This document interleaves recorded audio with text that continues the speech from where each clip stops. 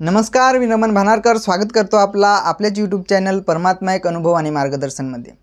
सेवक मित्रांनो, जेव्हा आपण अनेकास होतो तेव्हा दुःखाने त्रासलेले होतो, वाईट व्यसनात बुडून होतो, देव धर्म केले, तांत्रिक मांत्रिक वैद्यवाणी केले, पण दुःख दूर नाही झाले।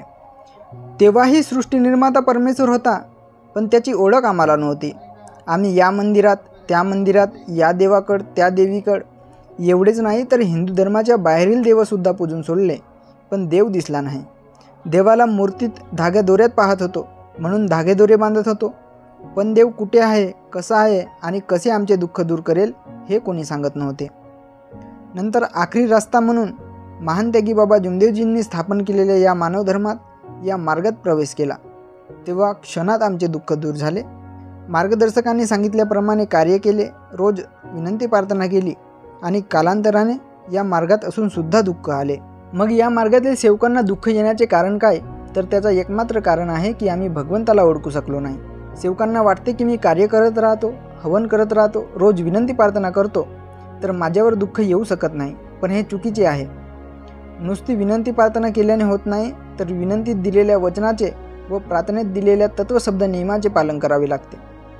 सेवकाला वाटते की घरी भगवंत फोटोत आहे, मी विनंती प्रार्थना करतो तेथे भगवंत आहे, मी घराच्या बाहेर काहीही केलो तरी चालते, मले कोण पाहते।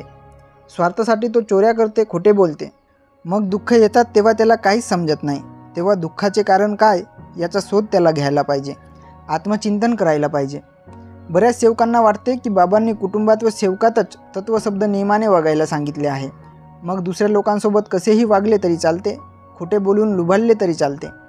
तुम्ही पाहत असालच आपल्या मार्गात काही लोक तसेही करत आहेत। मग भगवंत कोठी आहे, कोण आहे हे समजलं का आम्हाला?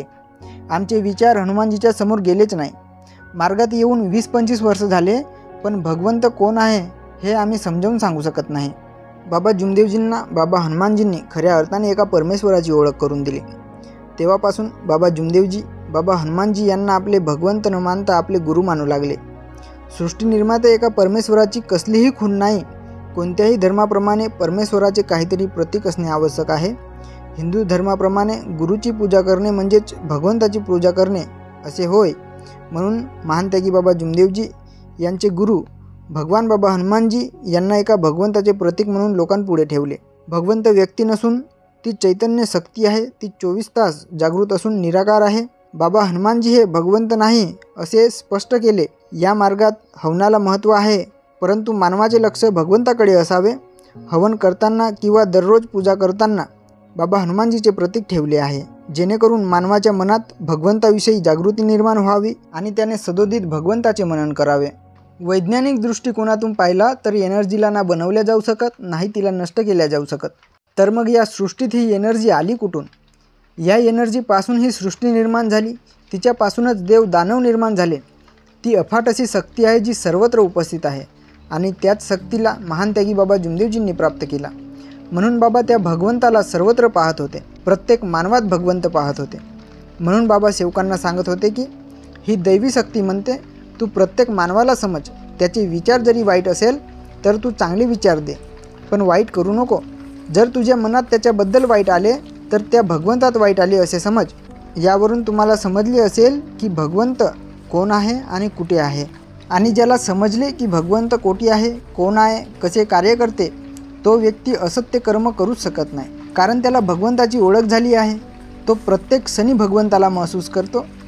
भगवंत माझ्या जवळ आहे तर मी खोटे कसे बोलू, कोणाचा वाईट कसे करू असे त्याला वाटते आणि तो नेहमी परमेश्वराला प्रिय असणारे कार्य करते, बाबांनी दिलेल्या तत्वशब्द नियमाचे आचरण करते। आणि असे केल्यास या मार्गातील सेवकांचे अनुभव आहेत की भगवंत त्यांची ऐकते, त्यांचे कार्य करते।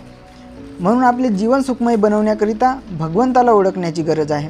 जीवन हा संघर्षमय आहे, जीवनात सुखादुःखाचा चक्र हा सुरूच असतो, पण परमेश्वर जवळ असल्याने तो कोण्या दुःखातून संकटातून बाहेर काढतो। म्हणून भगवंताला जवळ ठेवणे गरजेचे आहे आणि तो जवळ तेव्हाच राहील जेव्हा आपण बाबांनी दिलेल्या 4 तत्व, 3 शब्द आणि 5 नियमाचे पालन करू आणि त्या परमेश्वराशी प्रामाणिक राहू। मानव हा बैमान आहे, छोट्या छोट्या स्वार्थासाठी बदलत असतो, बोलतो वेगळा, करतो वेगळा।